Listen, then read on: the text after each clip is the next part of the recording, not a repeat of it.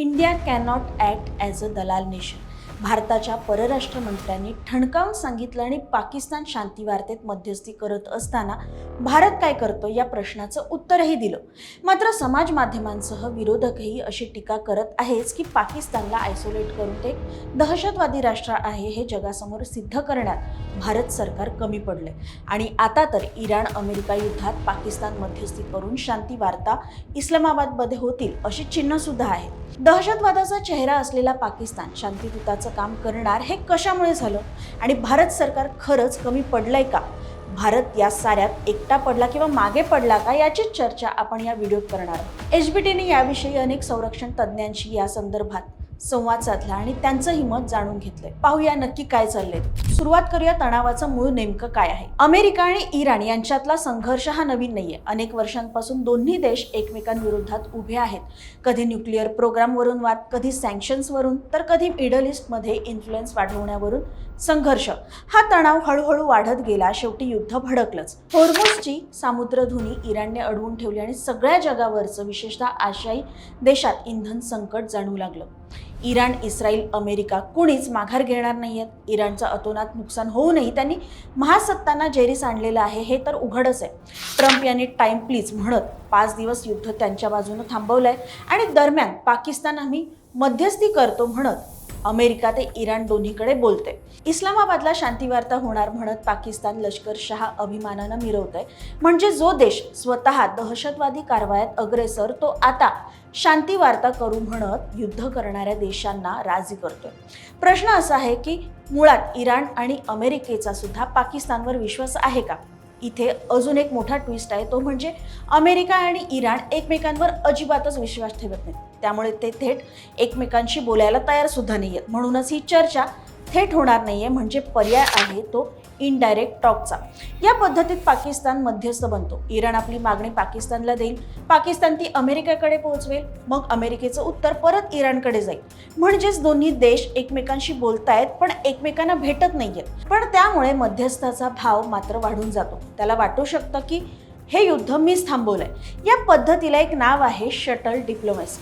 इतिहासात अनेक वेळा अशी पद्धत वापरली गेली आहे जेव्हा दोन देशांमध्ये तणाव इतका वाढतो की ते समोरासमोर बसायला सुद्धा तयार नसतात. आता इथे सगळ्यात महत्त्वाचा प्रश्न येतो, तो म्हणजे इराण काय म्हणतोय. इराण चर्चा करायला तयार आहे, पण काही स्पष्ट अटींसह. पहिली अट, त्यांच्या बॅलिस्टिक मिसाईल प्रोग्रामवर कोणतीही तडजोड होणार नाही. म्हणजेच त्यांच्या सैनिकी ताकदीवर ते कुठलाही समझोता करणार नाही.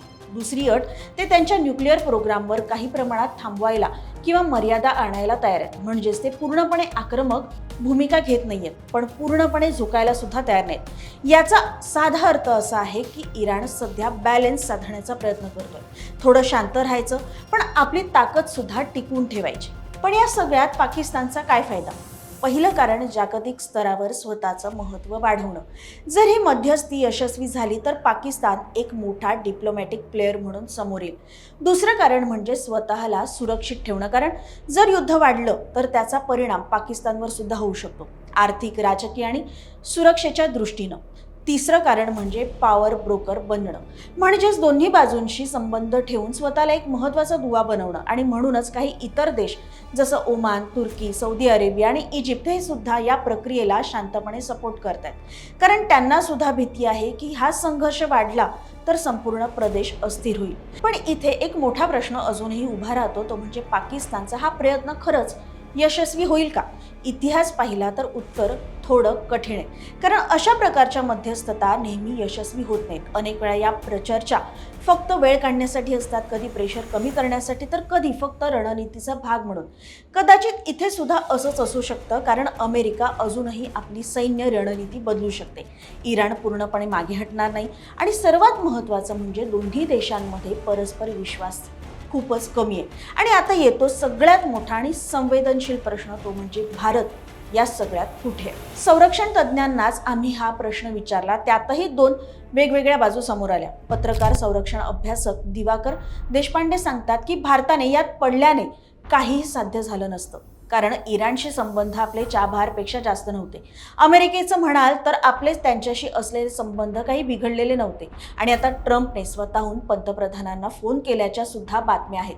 त्यामुळे पुढे काय होईल ते लवकरच कळेल. त्यामुळे प्रत्येक युद्धात उडी मारणं म्हणजे ताकद नाही, कधी कधी दूर राहणं, परिस्थिती समजून घेणं आणि योग्य वेळी योग्य निर्णय घेणं हीच खरी रणनीती असते.